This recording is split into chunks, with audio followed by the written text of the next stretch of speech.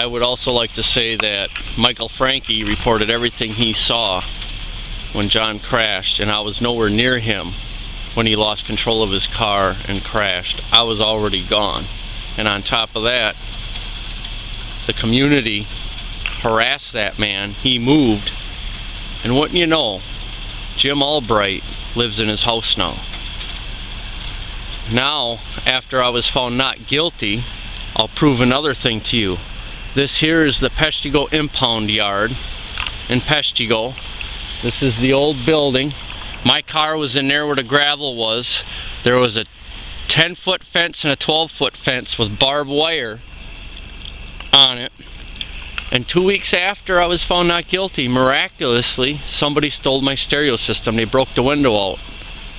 And another good one, Richard Badgley and Jim Canacula seen it.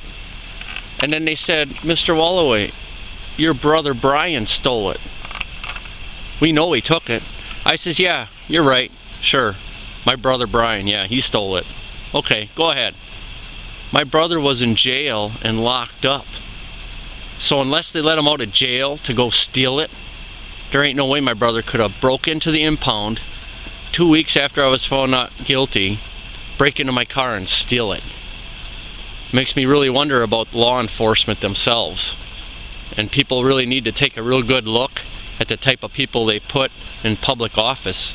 Because it's amazing how they know the law, they're supposed to uphold the law, but they only enforce it on people that they can't stand, like me.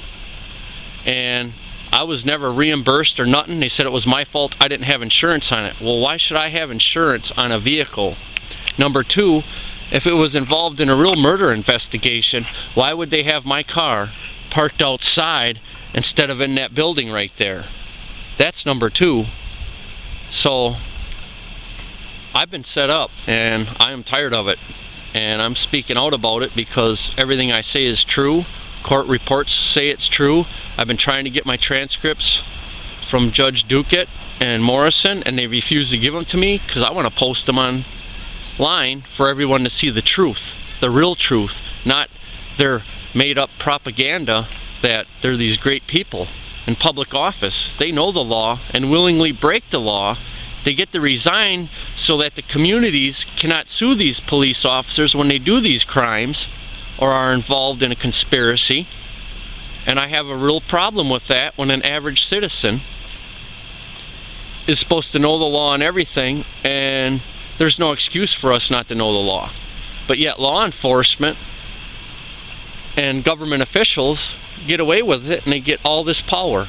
And I just think that's wrong. And Kathleen Zellner, I hope you're watching this, because I am posting this on YouTube also. And I'm going to keep on posting, and if you need anything or want to dig up any of my information, the case number is 99cf119. And like I said, my own family members investigated the case. The guy that was riding with me, Jim Schroenbach, was told to specifically talk to a certain detective in Marinette County Sheriff's Department. But all of a sudden, I went to prison twice. I've done over my time in prison. I only got 11 years. I got almost 13 years in because they failed to give me time credit. I had 8 years concurrent with 8 years. That means running together. And I received no jail credit for the time I was sitting on the murder charges when they took my Huber privileges away from me.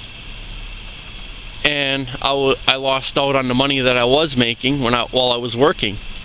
And I'm supposed to be this terrible citizen. Well, how can I be a productive citizen when they take everything I have away from me? And when Rick Berlin arrested me at Cruiser's Yachts, he said, hey, remember me? All smiles and giggles. Said, yeah, we got you. We're going to charge you with 2 counts of intentional homicide. Yeah, that's right. And police officer Zimmerman from the Marinette County Sheriff's Department and a few others were there also. And I was on Huber. Why couldn't they just pick me up from after Huber at the jail? Why couldn't they have the jail just transport me from O'Connell to Marinette? No, they had to come make it public just to be somebody's, like they're doing something. And people better wake up, because this is real. And everybody protects these people. Why do they need protection?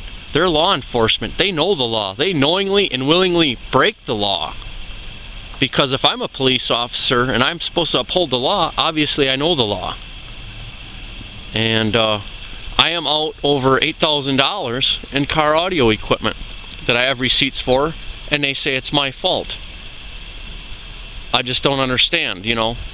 How is it my fault? I didn't break into it. I didn't steal it. Alright.